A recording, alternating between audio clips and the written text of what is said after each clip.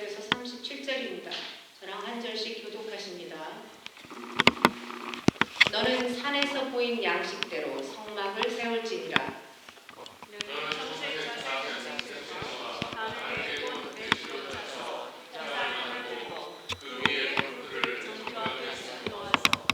금갈고리를 내 기둥 위에 늘어뜨리되 그 내 기둥을 조각목으로 만들고 금으로 싸서 내 은받침에 둘지며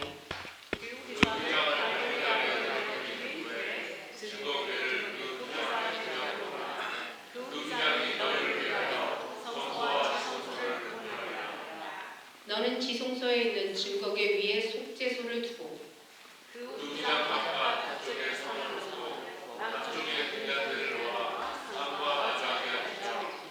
청색, 자색, 홍색 실과 가늘게 꼰 배실로 수놓아 짜서 성막문을 위하여 휘장을 만들고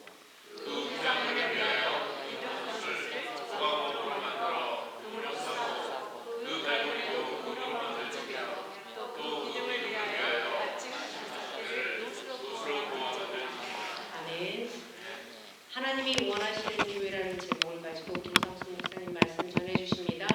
여러분을 축복합니다. 여러분의 귀가 열리고 또 계시의 그 말씀이 함께 하시기를 축복합니다. 기도하시겠습니다. 하나님 감사합니다. 이 시간에 부족한 종이 하나님 말씀을 배워보자 합니다. 하나님 함께하여 주시어서 오늘 우리에게 주시는 귀한 말씀을 온전히 배워갈 수 있도록 인도하여 주옵소서. 우리 많은 지체들이 여행 중에도 있고 또 하나님 육신이 어려운 가운데 있습니다. 어느 자리에 있든지 이 자리를 기억하게 하시며 있는 자리에서 하나님의 은혜가 온전히 임할 수 있도록 성령님 함께하여 주옵소서. 말씀을 통역으로 듣는 분들에게도 또 어린 생명들에게도 하나님 성령의 인도하심이 온전히 같이 하여 주시길 소원하며 예수님의 이름으로 기도합니다. 아멘. 할렐루야. 제가 은광교회에 온 게 2011년 10월 첫 번째 주일이니까 벌써 10년이 넘은 것 같습니다. 시간이 참 빠른 것 같아요. 그동안에 우리 은광교회가 여러 가지 많은 일도 있었고 또 어려운 일도 있었지만은 지금의 은광교회로 잘 정착하고 또 교회가 아름답게 될 수 있도록 헌신해 주신 우리 많은 분들이 계시고요. 또 조용히 이름 없이 교회를 지탱해 주시고 섬겨 주신 많은 분들이 계십니다. 여러분들의 그 수고, 그 노고는 우리 하나님께서 분명히 기억해 주실 줄로 믿습니다. 먼저는 우리 하나님 앞에 영광을 돌리고 또 한 분 한 분에게 정말 그 감사의 마음을 깊이 전하고 싶습니다. 저는 그렇게 생각하지 않지만은 우리 은광교회는 밖에서 보기에는 작은 교회입니다. 그렇지만은 우리는 지금까지 성실하게 주의를 지키며 예배를 지켜왔고 또 코로나라는 그러한 상황 속에도 우리는 예배의 끈을 놓지 않았고 매일매일 새벽 제단을 쌓으면서 예배가 우리의 삶이 되는 일상화를 만들어 나갔습니다. 세상 사람들이 어떻게 알아주던 안 알아주던 우리가 그것에 대해서 알고 우리 하나님께서 그것을 알고 계시라고 우리는 믿고 있습니다.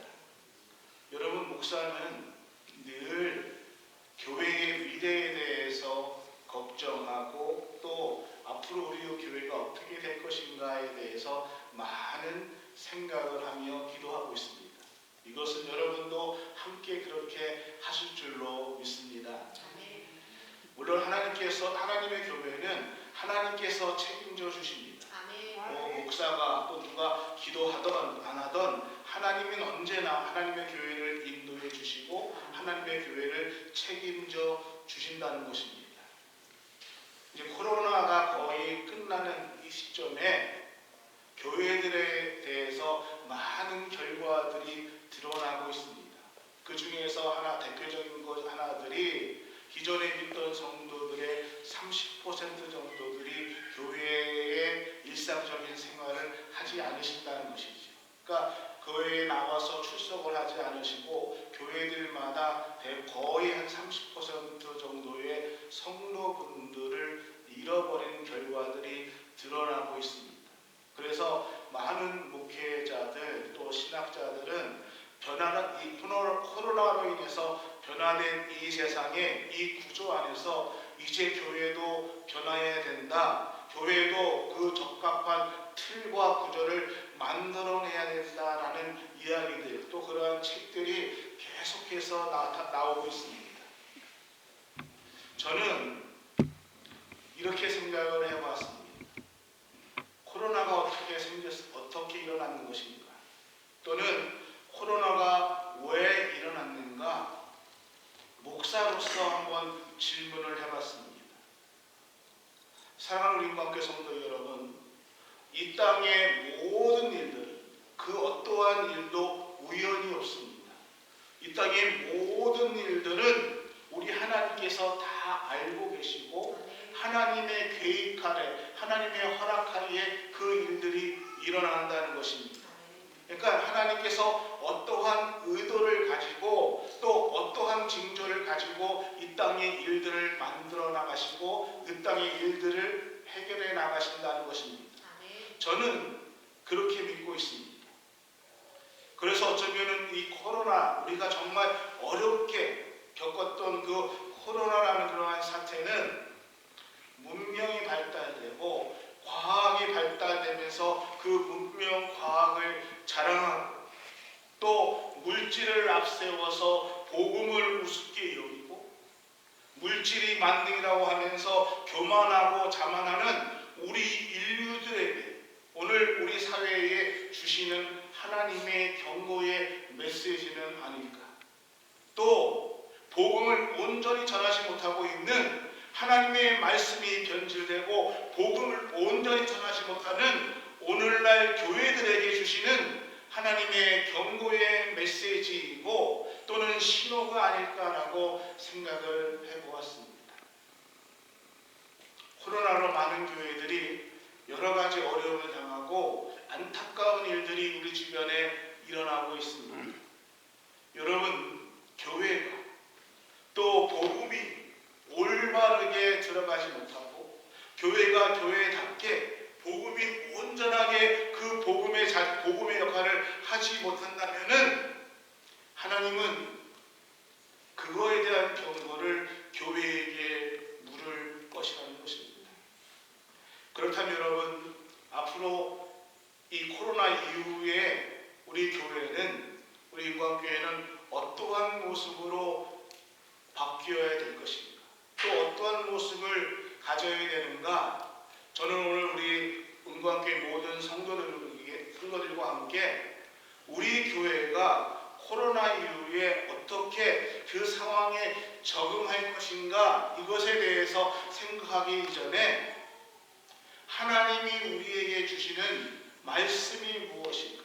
하나님이 우리에게 이 코로나를 통해서 하나님의 뜻이 무엇인가를 같이 여러분과 생각하기를 소원합니다. 여러분, 하나님께서 오늘 우리 교회에게 또는 우리 한 사람 한 사람에게 원하시는 일이 무엇일까요? 이 시대에 하나님께서 우리에게 요구하는 것이 무엇일까요? 하나님께서 원하시는 진정한 교회의 모습이 무엇일까요? 얼마 전에 제가 그 유튜브를 보다가 홍익대학교 건축과 교수인 유현준이라는 교수가 TV에 나와서 얘기하는 것을 우연치 않게 봤습니다. 그래서 제가 참 재미있게 들었어요. 이 유현준이라는 교수 제가 모르는데 건축과 교수가 어떠한 얘기를 하냐면은 이 교회의 얘기를 하더라고요. 그러면서 교회의 건물, 교회의 중심에 대해서 얘기를 하는데 이렇게 얘기합니다. 교회는 강대상을 중심으로 사각형이 되어서 사람들이 강대상을 바라볼 수 있게 되었습니다. 그렇게 설계됐습니다. 그래서 강대상을 중심으로 건물의 파워가 나타나는 것이 교회입니다라고 저는 신학적으로 제가 신학을 해서 그런지 그냥 강대상을 중심으로 이렇게 교회가 되는 것이 당연하다고 생각을 했는데 건축가로서 건축을 했던 사람이 그 건물의 기능을 통해서 교회를 얘기하는 그 시점이 참 재미있었습니다. 그러니까 건축의 기능을 볼 때에 교회는 이 강대상을 중심으로 이 사각형으로 퍼져나가기 때문에 그 파워가 있다는 것입니다. 그래서 이분이 우스갯말로 이렇게 얘기해요. 목사님이 설교를 하는데 도저히 은혜가 안 돼서 자기가 나가려고 해도 중간에 자리에 앉았기 때문에 일어나서 용기 있게 나가지를 못하겠다는 거예요.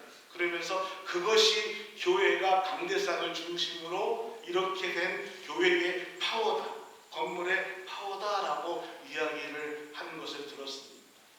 지금 목사의 설교가 정말 힘들어서 나가고 싶은데 눈치가 보여서 나가지 못하시는 분들은 죄송합니다. 제가 끝나고 나서 커피 한 잔 사드리겠습니다.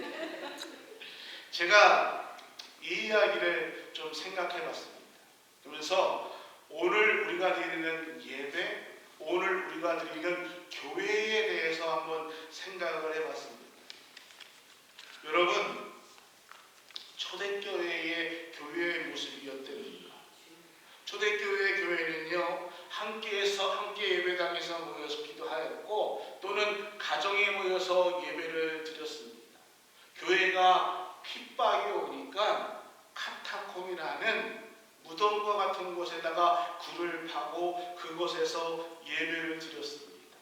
비록 멋있는 공간, 멋있는 장식 그런 것이 아니라 정말 형편없는 그러한 굴 속이었지만은 그곳에서 예배를 드렸던 교회 공동체는 거기서 부활하신 예수님을 증거하였고 그곳에서 찬양을 통해서 살아계신 하나님의 임재를 경험했습니다. 죽음의 공포가 그들을 따라왔고 걸리면 죽을 수밖에 없었지만은 초대교회의 성도들은 그곳에서 예수 그리스도의 부활과 또 복음을 온전하게 증거했습니다. 예배드리는 그 공간은 예수 그리스도의 복음을 증거하는 공간이었다는 것입니다. 그런 교회가 초대교회를 거치면서 또 가톨릭 교회의 시대가 열렸습니다. 또 중세교회를 거치면서 오늘날의 기독교 개신교회가 이루어졌습니다. 그러면서 하나님의 말씀이 설교라는 목회자를 통한 설교의 중심이 되기 시작했다는 것이죠. 그래서 그 결과로 오늘날의 모습들이 지금과 같은 강대상을 중심으로 힘의 구조가 이루어졌습니다. 하나님 앞에 예배를 드리고 그 예배를 통해서 우리가 기쁨을 얻고 또 복음의 전달자의 역할을 하는 것이 아니라 어느 교회 목사님이 설교를 잘하시고 어느 교회 가면은 은혜가 있어. 하나님의 교회는 하나님의 말씀은 똑같습니다. 아멘.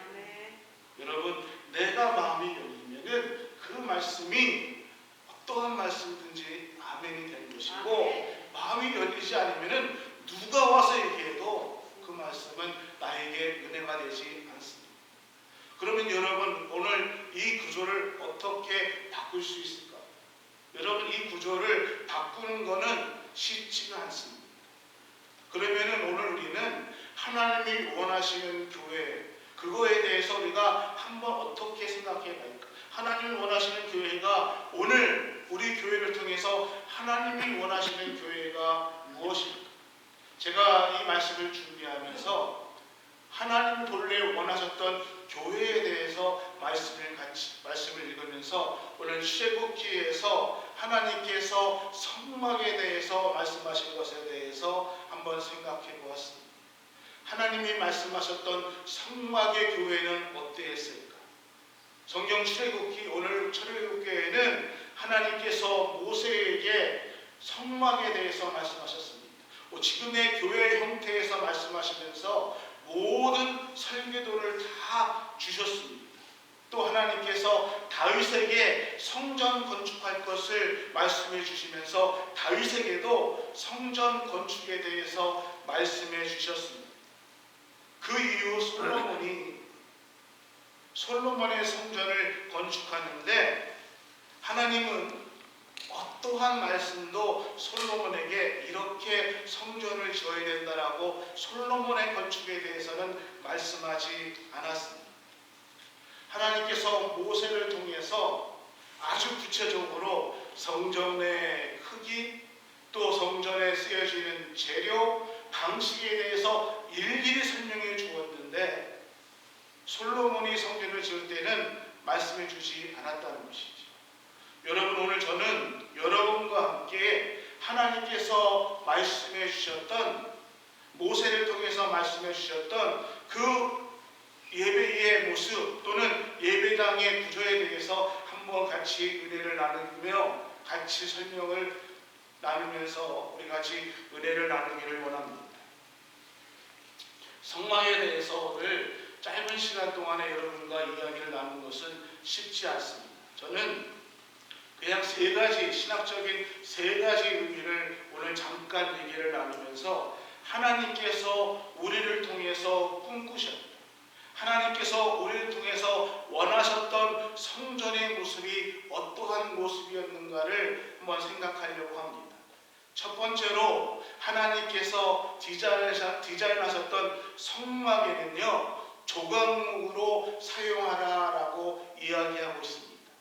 오늘 말씀 32절과 37절의 말씀을 보면은 이렇게 얘기하고 있습니다. 32절에 금고리를 내 기둥 위에 늘어뜨리되 그 내 기둥을 조각목으로 만들고 금으로 싸서 네은 받침 위에 둘지며 라고 얘기하고 있습니다. 또 37절에 보면은 그 휘장문을 위하여 기둥 5을 조각목으로 만들고 이렇게 이해하고 있습니다. 조각목은요, 성막을 짓는데 아주 중요한 재료였습니다. 그리고 가장 많이 사용한 재료가 조각목이었습니다. 언약궤를 조각목으로 만들었습니다. 진설병을 조각목으로 만들었습니다. 성막의 널판을 또 기둥을 또 제단을 만들 때 다 조각목으로 사용했습니다. 단단한 구조물을 만드는 모든 것에는 다 조각목으로 만들었습니다. 여러분, 우리가 조각목 하니까 우리는 한국말로, 우리말로 생각하면서 조각목이 무엇이냐 하면은 조각조각 난 것을, 그래서 조각조각 만들어 놓은 그런 것을 붙인 것을 조각목이라고 얘기할 수가 있습니다. 근데 조각목은요, 나무과예요. 영어 성경에는 아카시아 나무라고 이야기를 하고 있습니다. 근데 킹제임스 버전이나 또는 히브리 본문에 보면은 이 나무가 어떠한 나무로 번역되면은 시띠나무라고 번역이 되어 있습니다. 그러니까 아카시아 나무 또는 시띠나무다라고 얘기하니까 조각조각 난 나무가 아니라 시띠나무다 또는 아카시아 나무라 얘기하고 있다는 것입니다. 이 조각목은요, 이스라엘에 가장 많이, 시띠나무는 가장 많이 퍼져 있었던 나무입니다. 유대 광야에 그 사막에 가장 흔히 볼 수 있고 가장 널려져 있는 나무가 이 시띠나무라는 것이지.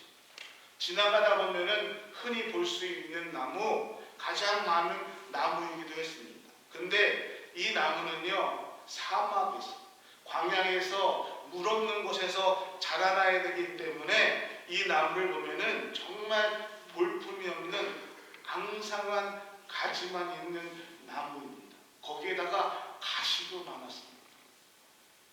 나무가 우람하고 큰 것이 아니라 앙상하기도 하고 가지도 많고 또 물도 없어가지고 한쪽으로 이쁘게 쭉 뻗는 것이 아니라 지 마음대로 어떤 건 오른쪽, 어떤 건 왼쪽 막 비틀비틀 제 마음대로 뻗어나가 있는 볼품없는 나무가 이 조각나무, 시띠나무였다는 것입니다.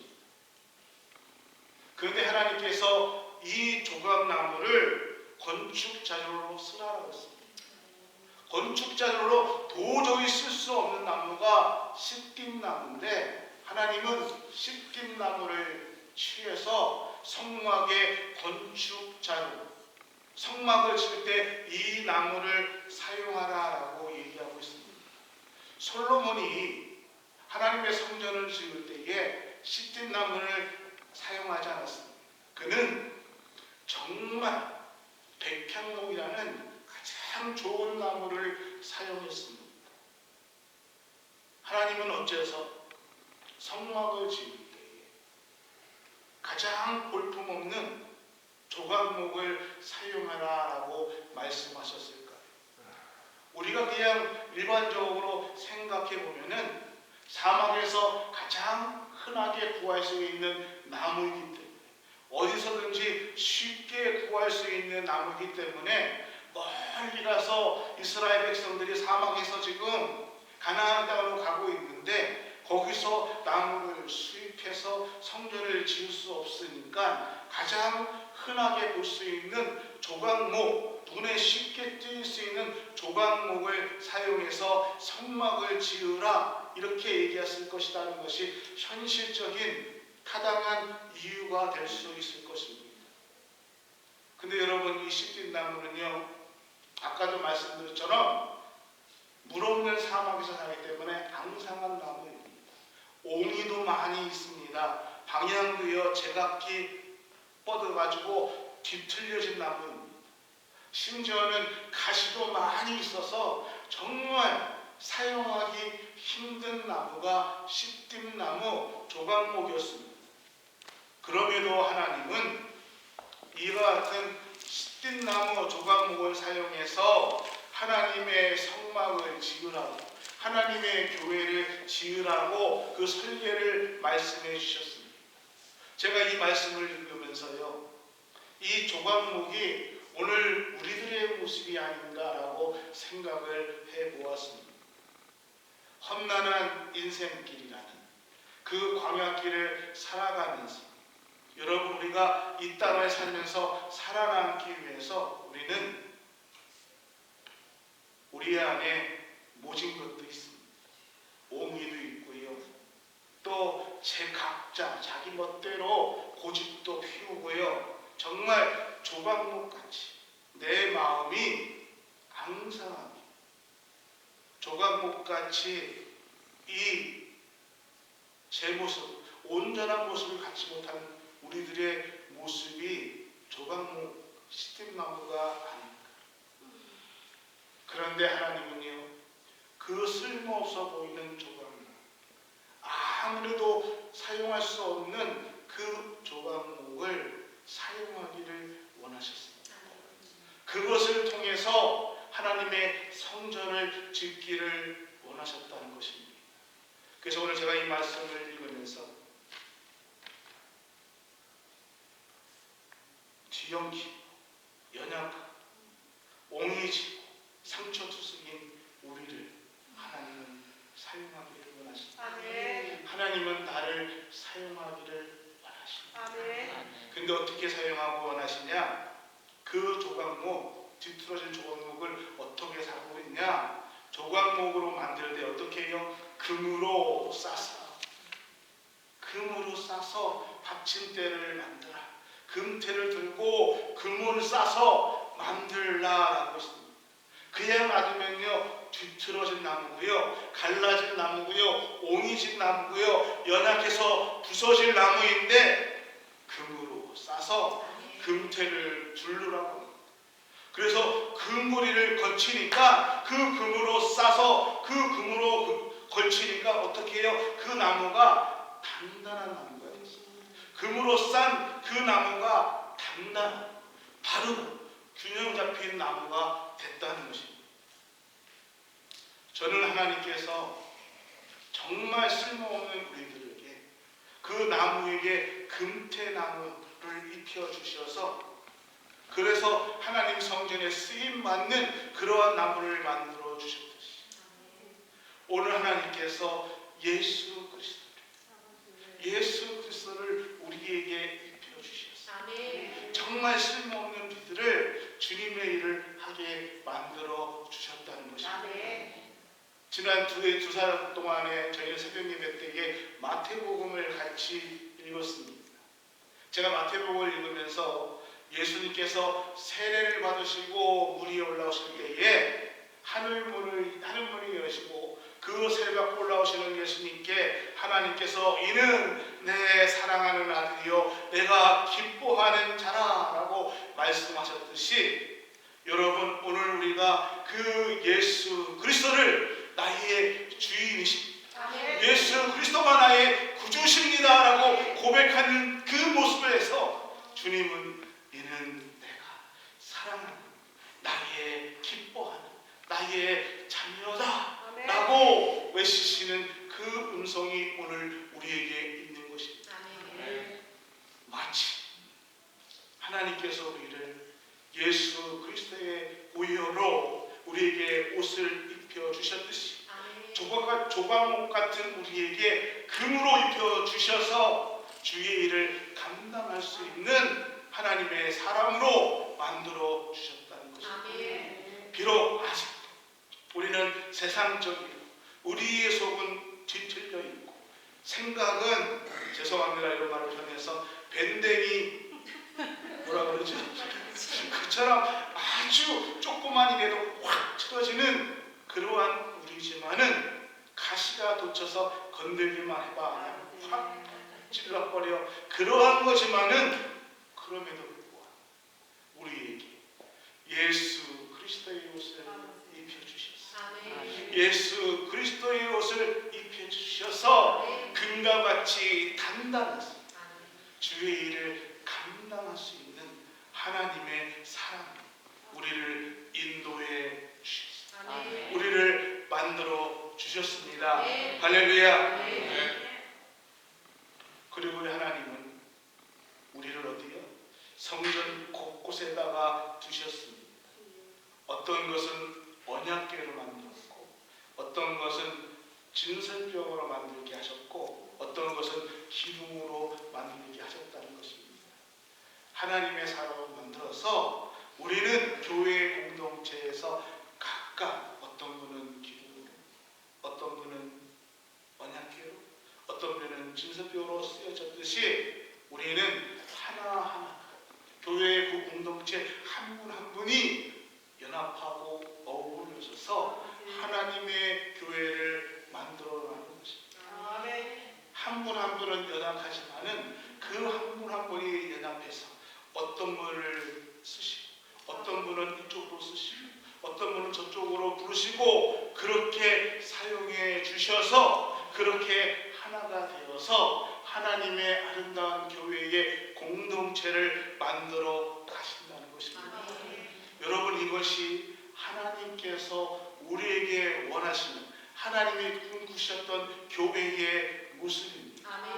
우리 모두 각자의 모습은 틀리지만 각자가 봉사하는 부분은 틀리지만은 각자 있는 부분에서 우리가 연합할 때에 하나님이 원하시는 그 교회의 모습으로 일을 감당할 수 있다는 것입니다. 교회는 목사가 중심이 되어서 목사를 중심으로 균형을 이루는 것이 아닙니다. 우리 교회는요 예수 그리스도를 중심 예수 그리스도를 통해서 예수 그리스도의 보혈의 은총으로 그 예수 그리스도를 통해서 우리가 우리 각자의 일을 감당하고 그 예수님을 통해서 우리가 각자 연합할 때에 하나님의 일을 만들어 나갈 수 있다는 것입니다. 그 은혜가 오늘 우리 교회에 임하기를 주의 이름으로 축원합니다. 또 하나는 성막을 덮는 덮개가 있습니다. 덮개는요 4개로 구성되어 있습니다. 가장 밑에는 휘장이 있습니다. 그 휘장은 천사나 그룹들이 있다라고 오늘 성경은 이야기하고 있습니다. 그 위에는 염소털과 털로 만든 천이 있고 또 그 바로 위에는 숫양으로 만든 덮개가 놓여 있습니다. 그리고 맨 위에는 해달 가죽으로 덮개의 성막을 덮개 이렇게 놨습니다. 해달 가죽은요 이렇게 보기에 좋지 않습니다. 멋있지 않아요. 어떻게 보면은 굉장히 초라해 보이는 것이 해달의 가죽입니다. 근데 해달의 가죽은요, 모든 것들을 모든 빛에서부터 추위에서 더위에서 덮어줄 수 있는, 견뎌낼 수 있는 것이 해달 가죽입니다. 하나님은요, 외관을 화려하게 만드시지 않았습니다. 오히려 그 외관을 통해서 모든 것들을 방어해내고 또 모든 것을 지켜주는 실질적인 모습으로 교회를 만들어 냈다는 것입니다. 아멘. 여러분, 오늘 교회를 통해서 이것을 통해서 우리가 생각할 수 있는 것은요, 그 앞에 양의 가죽과 소의 가죽으로 먼저 쌓았습니다. 하나님 앞에 제사를 드렸던, 누군가의 죄를 위해서 피를 흘려서 그 제물로 쌓았던 그 가죽을 가지고 성막을 짓게 만들었습니다. 자신이 피를 흘려서 누군가의 죄를 대속했던, 속죄했던 그 가죽을 통해서 하나님은 성막을 짓게 했다는 것입니다. 그 가죽들로 성막을 가득 채우게 하셨다는 것입니다. 무슨 말씀을, 무슨 의미일까요? 오늘 예수 그리스도의 보혈, 그 예수 그리스도의 은혜를 통해서 하나님의 교회가 이루어진다는 것입니다. 아멘. 하나님의 교회는요, 예수 그리스도의 보혈로 덮여져 있는 것입니다. 그냥 건물의 화려함으로 그 교회가 드러나고 그 교회에 이름이 있는 것이 아니라 예수 그리스도의 보혈로 덮여 있는 곳, 아멘. 그것이 하나님의 교회라는 것입니다. 아멘. 하나님은 그렇게 교회를 만들어가라고